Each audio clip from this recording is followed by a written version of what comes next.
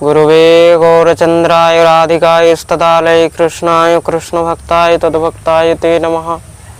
राधे राधे सकल भक्तबिंदके भागवत भक्ति यूट्यूब एवं फेसबुक चैनेले सकलके स्वागतम जानाई। जय राधा श्याम सुंदर। একটি আবার আজকে আমরা একাদশী মাহাত্ম্য নিয়ে উপস্থিত হয়েছে।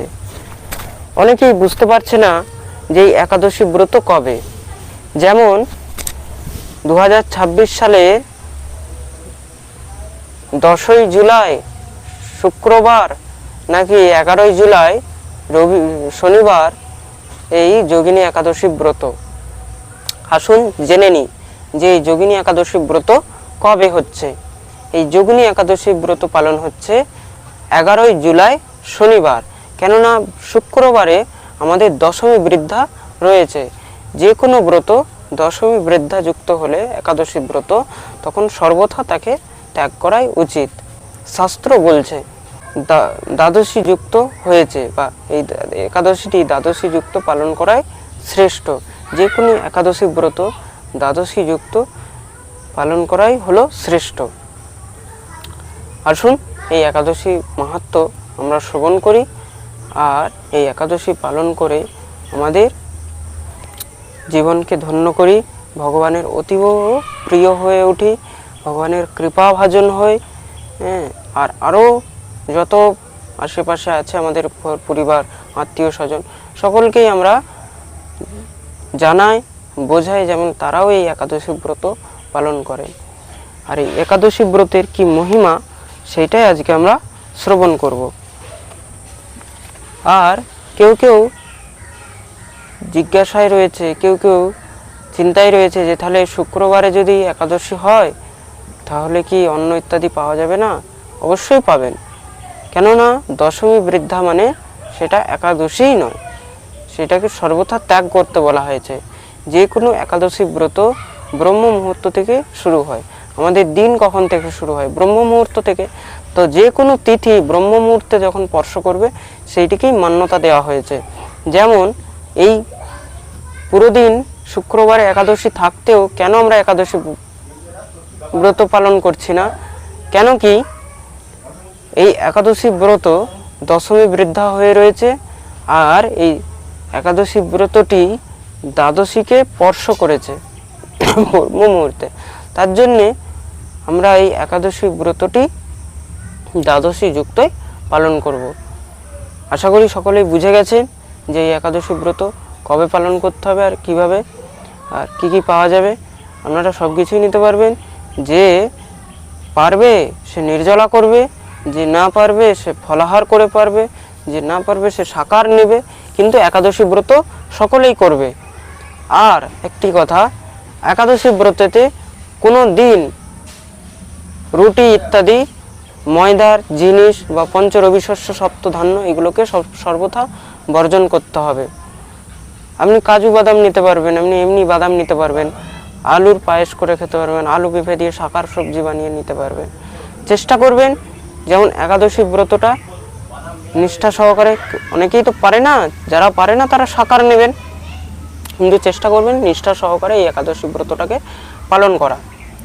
আর একটি কথা, এই একাদশী ব্রততে অধিক হরিনাম জপ, ভগবানের সেবা পূজা ইত্যাদি করতেই থাকবেন। ব্রহ্ম মুহূর্তে উঠবে তার আগের দিন ভগবানের কাছে সংকল্প ইত্যাদি করে নেবেন যে আমরা একাদশী ব্রত করছি। যে যেমনভাবে পারবেন সে তেমন কাছে ভগবানের কাছে প্রার্থনা করবেন যে আমরা একাদশী ব্রত করছি, আমাদেরকে সামর্থ্য দিন, কৃপা করুন।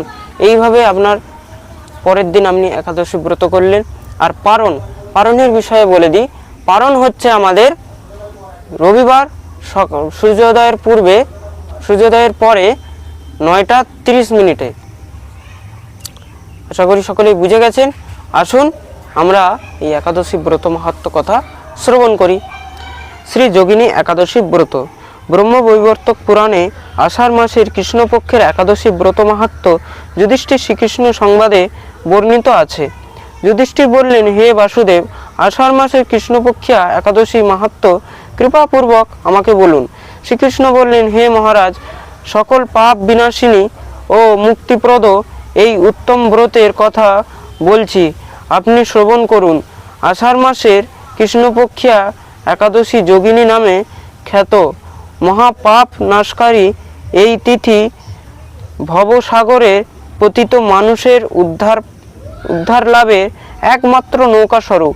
ব্রত পালনকারীদের পক্ষে এই সর্বশ্রেষ্ঠ ব্রত বলে প্রসিদ্ধ।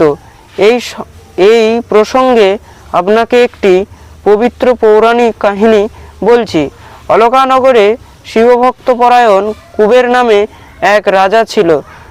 তিনি প্রত্যহ শিব পূজা করতেন। তার হেমমালী নামে একজন মালী ছিল। প্রতিদিন শিব পূজার জন্য মানস সরোবর থেকে সে ফুল তুলে যক্ষরাজ কুবেরের দিত। বিশালাক্ষী নামে হেমমালিনীর এক পরমা রূপবতী পত্নী ছিল। সে তার সুন্দরী পত্নীর প্রতি অত্যন্ত আসক্ত ছিল। একদিন সে তার স্ত্রী প্রতি কামাসক্ত হয়ে পড়ল। রাজভবনে যাওয়ার কথাও ভুলে গেল। বেলা 2 প্রহর অতীত হলো। অর্চনের সময় চলে যাচ্ছে দেখে রাজা ক্রুদ্ধ হলেন। মালির বিলম্বের কারণ অনুসন্ধান এক দূত প্রেরণ করলেন। দূত এসে রাজাকে বললেন, হে, সে গৃহে স্ত্রীর সাথে আনন্দে মত্ত। দূতের কথা শুনে কুবের অত্যন্ত রেগে তখনই মালিকে তার সামনে হাজির করতে আদেশ দিলেন। এই দিন মালি কুবেরের পূজার সময় অতিবাহিত হয়েছে বুঝতে পেরে অত্যন্ত ভয় পেলেন। তাই স্নান না করেই সে রাজার কাছে উপস্থিত হলো। তাকে দেখা মাত্র রাজা ক্রুদ্ধ বশে চোখ রাঙিয়ে বললেন, রে পাপিষ্ঠ দুরাচার, তুই দেবপূজার পুষ্প আনতে অবজ্ঞা করেছিস, তাই আমি তোকে অভিশাপ দিচ্ছি। তুই শ্বেতকুষ্ঠগ্রস্ত হয়ে যা এবং তোর প্রিয়তমা ভার্যার সাথে তোর চিরবিয়োগ সংঘটিত হোক। রে নীচ, তুই এক্ষুনি স্থান থেকে ভ্রষ্ট হয়ে অধোগতি লাভ কর। কুবেরের এই অভিশাপে হেমমালী পত্নীর সাথে স্বর্গভ্রষ্ট হয়ে দীর্ঘকাল